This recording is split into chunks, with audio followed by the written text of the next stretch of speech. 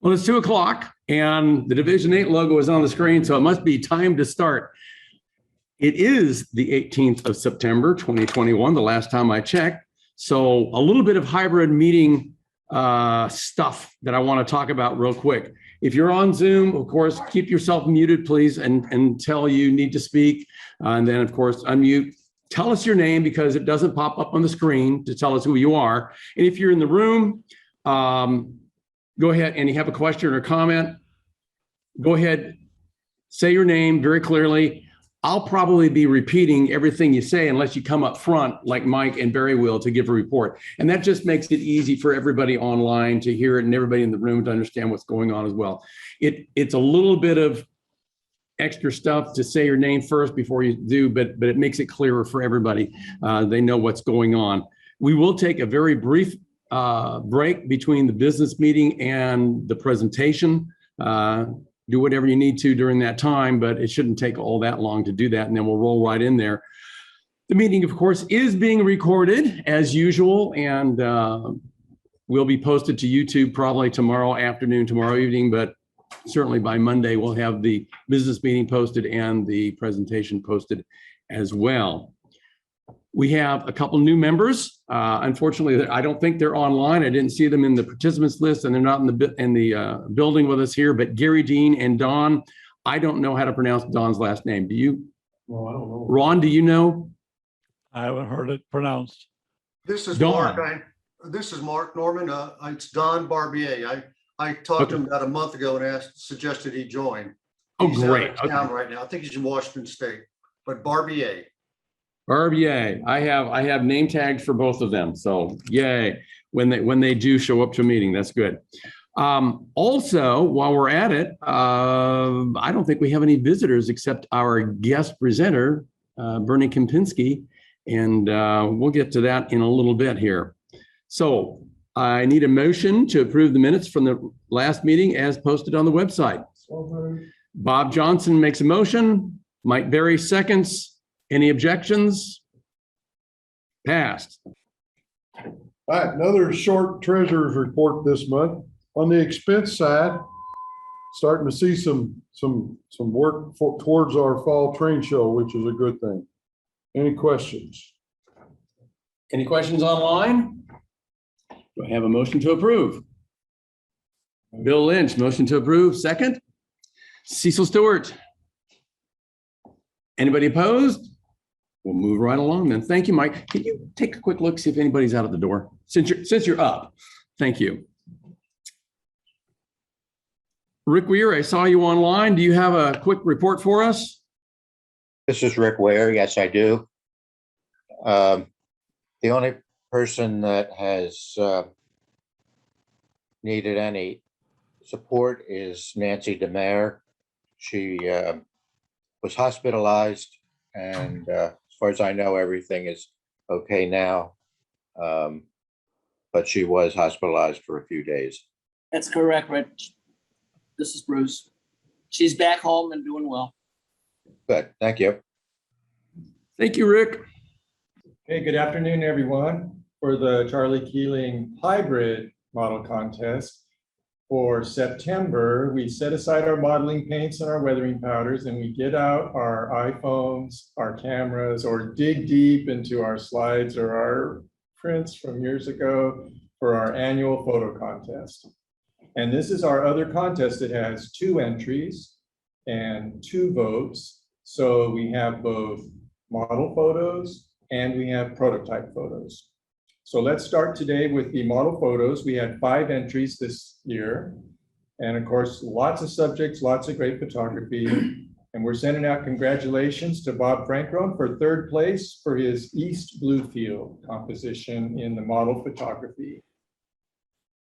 And we're sending out congratulations to Ron Ellison for 2nd place for his UP SD90 43 Mac lease units at Albany, New York. How did they get to Albany? Russ says that he's going to have to pay a royalty on this because he borrowed Russ's layout. I figured that was how that all happened. Yeah, congratulations, Ron. And for 1st place, it's Russ Weiss, and it is number 2195, passing Batavia. So congratulations to Russ. Yeah, right.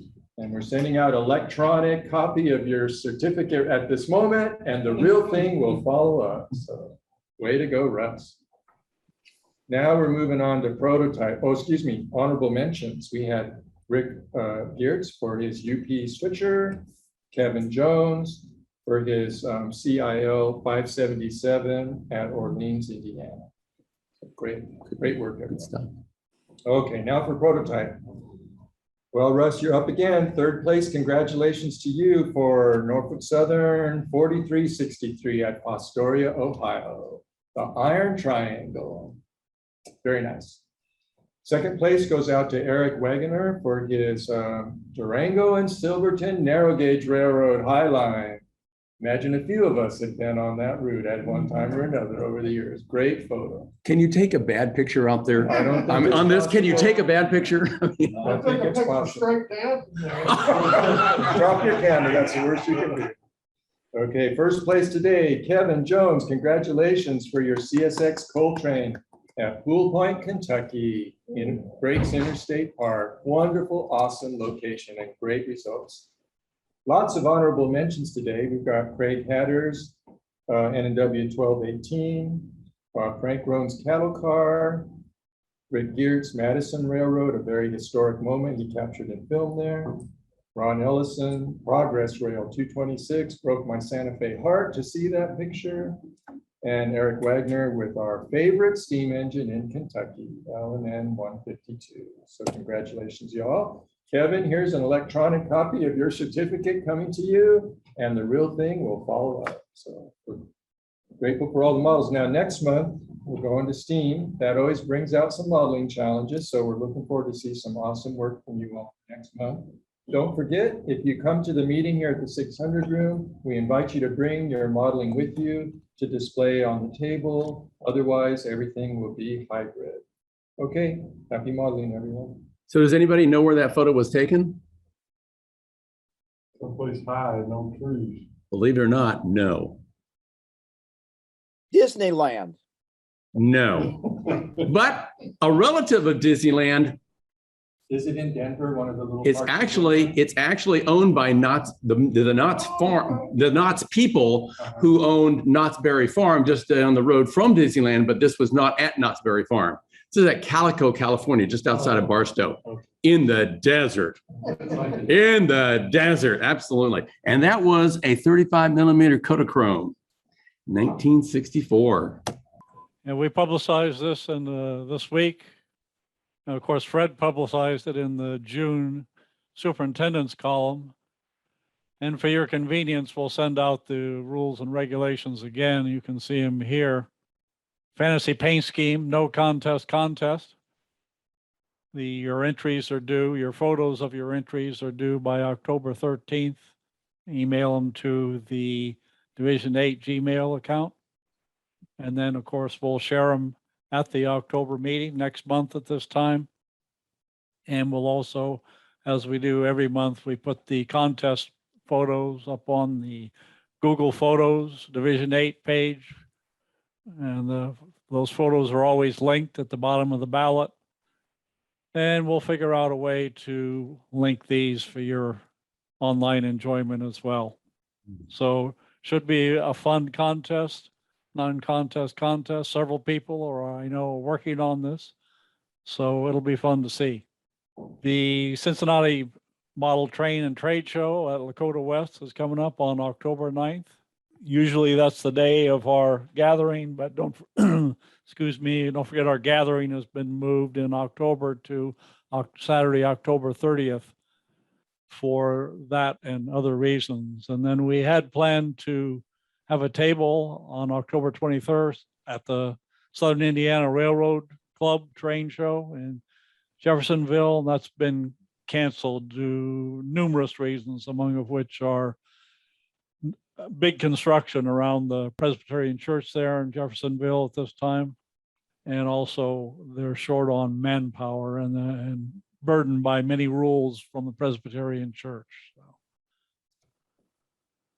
And Before you say this, how many in the room knew about this before you came in today? Okay. Okay.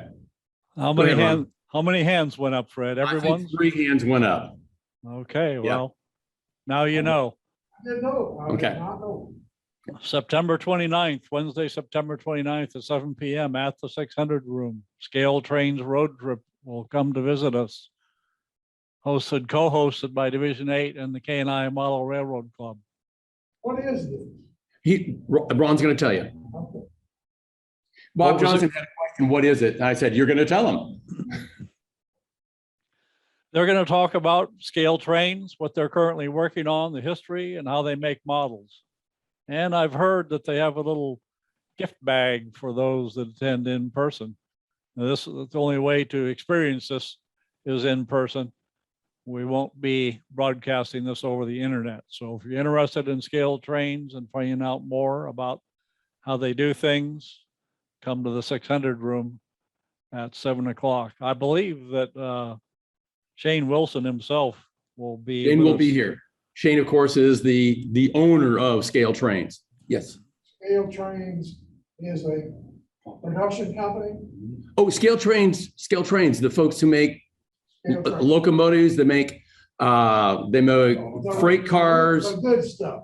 the expensive stuff. Yeah, really good stuff. Yeah, absolutely. Yeah. The guys who left Athern and formed their own company down in Tennessee. Yeah. So they bought a big travel trailer and a humongous truck, and they are traveling the country. And we are on I don't know how many they've done before us, but not very many. Maybe half a dozen, Rick, you think? Yeah, I know you're following it really closely. Maybe half a dozen or so stops before us. So yay, good stuff. Absolutely. I'm hearing that those go a couple of hours. That's what I've been. Yeah. Face. Lots of demo stuff and some handouts too. Yeah, don't expect to walk away with a goodie bag full of, They got good product. but it's good stuff. Oh yeah. Definitely. I don't think the museum quality turbo engine is going to be in your goodie bag, Probably not, no. but it could be. Could be. May of next year, Indy Junction, joint regional convention from the Midwestern region, the North Central region, and the Mid Central region, and the RPM conference, which should add a good element to the convention. That's Railroad Prototype Modelers. If you're not familiar, I'm sure most of you are. They'll be joining us for our convention all under one roof.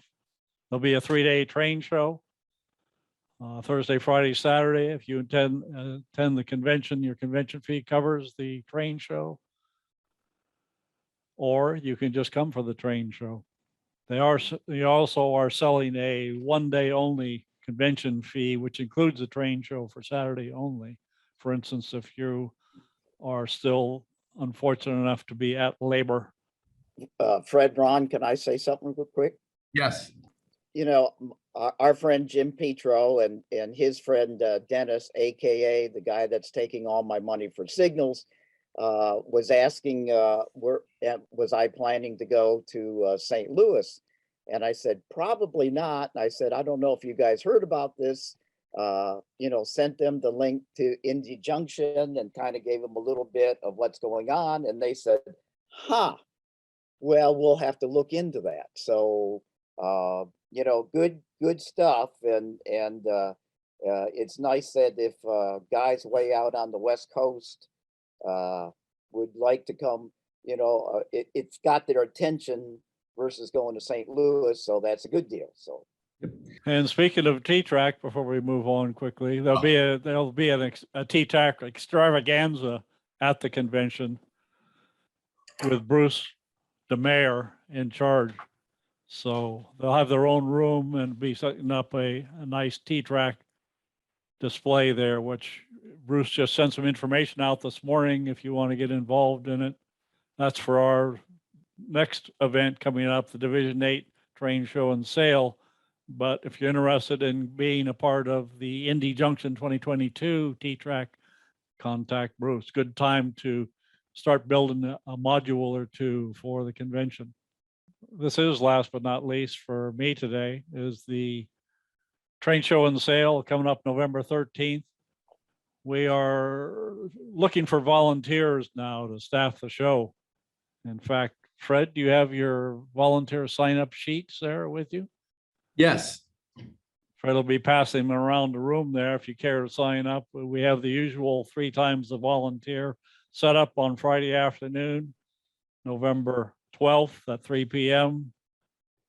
We're looking for folks to help us with a dealer check-in at 7 a.m. on Saturday, the 13th.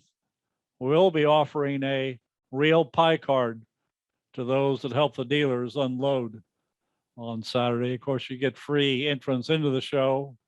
And if you help the dealers unload, we'll give you a pie card where you can eat up to $10 worth of hot dogs, bratwurst, chili, chips at the show that day. And then, of course, at 3 o'clock, we need some help putting the room back in order. And we will also be sending out a notice with the information update on Wednesday as a reminder. If you want to, you're not there in the room, you'd like to volunteer to help with the show, you just send an email to the Division 8 Gmail account and we'll put your name down. And we'll be reminding you forthwith about these volunteer opportunities. Thanks, Ron. So today we're pleased to have Bernie Kapinski from the DC area. So again, nice that we can Zoom all this. Bernie's going to be giving his talk on introduction to the railroads of the Civil War, something a little different and should be very, very interesting. More on Bernie shortly.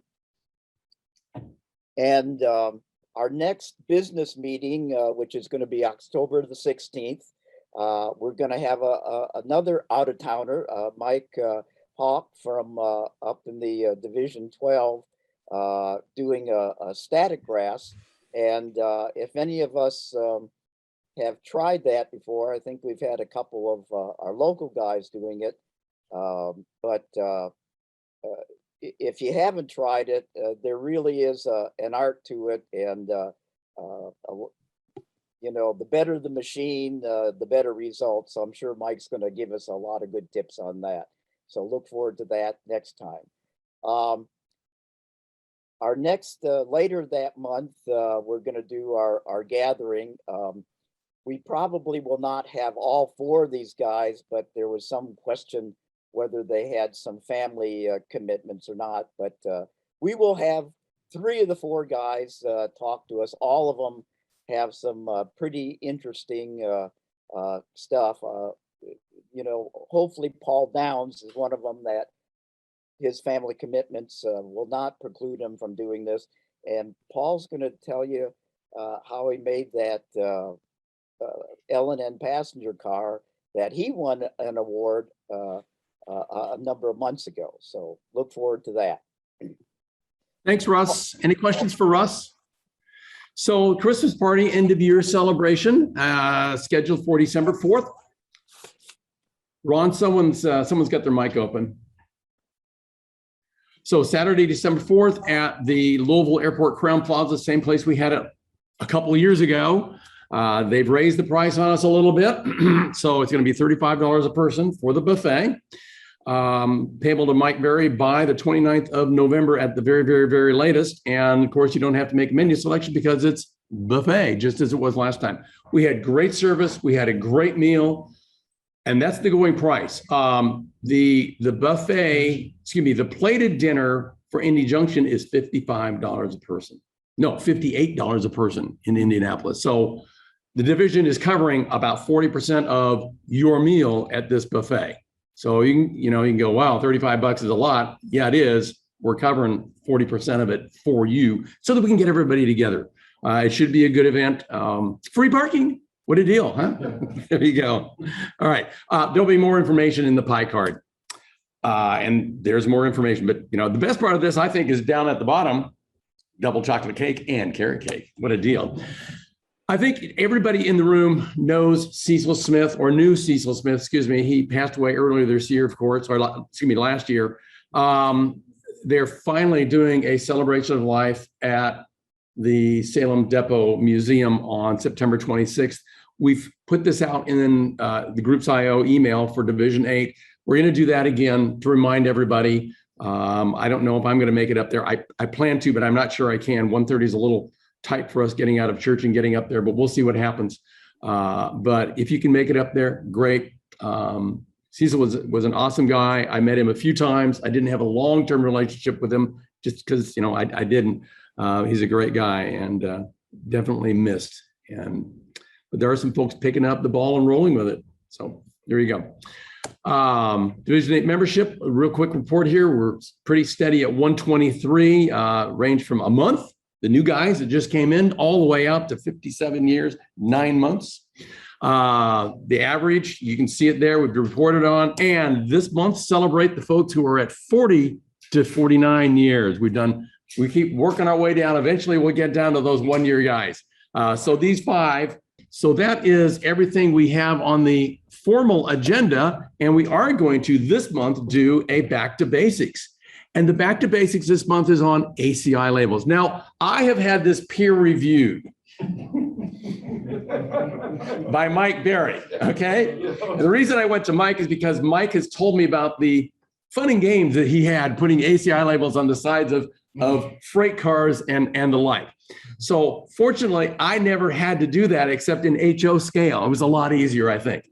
I learned a lot by doing the research on this. I thought I knew about ACI labels. Oh man, this alone could easily be an hour-long presentation. We're going to do it in 5 minutes because remember what back to basics is. It's just enough to maybe fill in some of the blanks that you didn't know were blank, to give you a taste of, oh, that's what this thing is, and to maybe spark a little bit of curiosity so you go do some more research and hopefully improve your modeling as well. I got one at the house. Do you? One at the house. I got a bunch of them, except they're really small. I got the same sheet. There you go. So ACI labels, sometimes called car track, sometimes called car track ACI, sometimes just an ACI label. What ACI really stands for is automated car identification. So the idea was it was supposed to identify railroad cars by their reporting marks. So instead of reading, LNN 1, 2, 3, 4, 5, 6, this barcode would put it into machine language that the railroads could use to do whatever the railroads do when they get that information, okay? And we're not gonna go that far into it. Thank goodness we're not gonna look at any code today. It was supposed to work at cars going up to 60 miles an hour, no stopping allowed in any kind of weather, any kind of lighting conditions, and supposed to be fairly inexpensive. So it was the original barcode. In fact, the guys who developed this went on to develop barcodes that you use at the grocery store or wherever you use them now. The technology was developed by a guy named David J. Collins. It was his first big project out of college, believe it or not. GTE was the company and the subsidiary as a subsidiary of Sylvania. That's how it started. Eventually, it was sold off to Servo. Now that was the technology, and that was pretty much the computer side of it and so forth, and the equipment side of it. The labels themselves were from 3M. They created Scotch-Lite and so forth to do this. In 1961, the Boston and Maine got the very first ACI labels installed on some of their equipment. It was what we call a captive installation.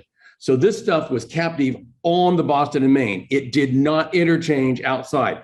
It was a big old gravel train. It went from the gravel pit to some destination where they offloaded it and it went back. And it came out and it went back. And they put it on some of their other equipment, such as passenger cars, which they didn't interchange with anybody. And it was pretty good success. But think about it. It's all captive. It's not getting interchanged. It's not getting funky, dirty, and so on and so forth. And guess what? The gravel train ran in the morning and the evening, not at 2 p.m. Hello, or excuse me, 2 a.m. So eventually, and there's a lot of history behind this, but in 67, AAR requires barcodes to be put on every freight car. That's when they made the decision. And that alone could take us 20 minutes to discuss how that all came about. We're not going to go there in a back to basics. 1970 was the deadline to get it done. Initially the 1st of January, and then as in all things railroad related with AAR, they pushed the deadline back to the 1st of June. In 1975, they say you had about 90% of all rail cars labeled. I don't think so, but that's what they report. Okay. I don't think so. And in 1977, 2 years later, abandoned. Oh, by the way, there is absolutely no requirement on any railroad to install the readers, just the labels. Think about that. You got all these labels, but you don't have a lot of readers. In fact, the Rock Island, and Steve Lasher said this, never bought a single reader. They conform to putting the labels on the cars, but they never bought a single reader. All across the US, as I understand it, there are about 400 readers that were finally purchased and installed. That ain't nearly enough, guys. So it failed on every count. Absolutely failed on every count, okay? It didn't work, it didn't work, it didn't work. And there's a neat, I don't want to go down a rabbit hole because again, that could go real long, but there's a neat court case that the folks, the eventual owners of the car track system and the technology side of it, not the barcode side of it, not the label side of it, but the technology side of it, actually sued the Southern Pacific because the Southern Pacific was the first railroad to say, we're not doing this. And that's why 1977. All right, so failed on every count. So how's this thing work? Well, there's actually 13 bands of color, and each one of those little strips is applied individually. Yeah, it didn't just print out, here, stick it on. No, it was 13 of these suckers, 5 3/4 by 1 inch, and they had to have a 3/8 inch separation.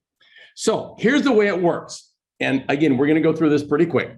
The start label is at the bottom, and then it said the equipment code. Is it a this? Is it a that? Is it the whatever? Okay. Next, the equipment owner. Every railroad, 3-digit number identified it. And there's a big long list. I've seen the PDF in little itty bitty print. It's 5 pages long.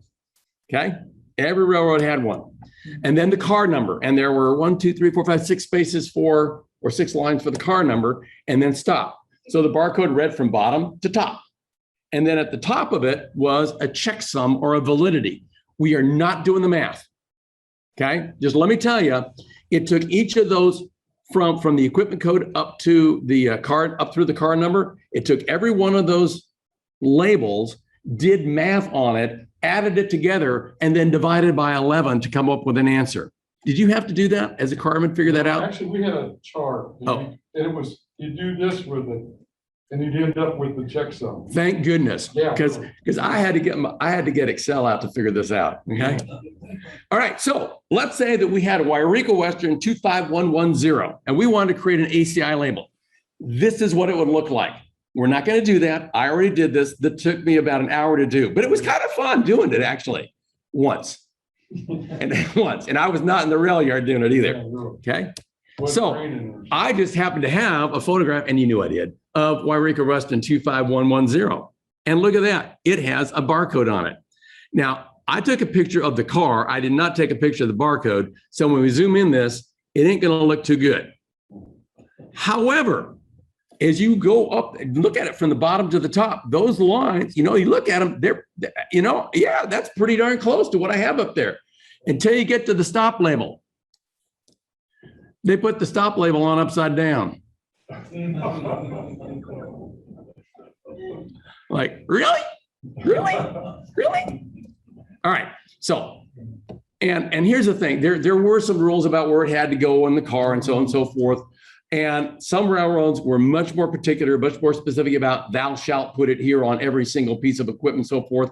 But as you can see here, Great Northern BN, it's on the left, it's on the right. The Rock, it's on the left, it's on the right. Who knows where it's going to be. Yreka Western, they all went right under the ES on Yreka Western on the new boxcars. Now I could show you half a dozen pictures of some really ancient things, even on the deadline, but they were still in generally the same place. So you got a whole string of these guys, and you know what?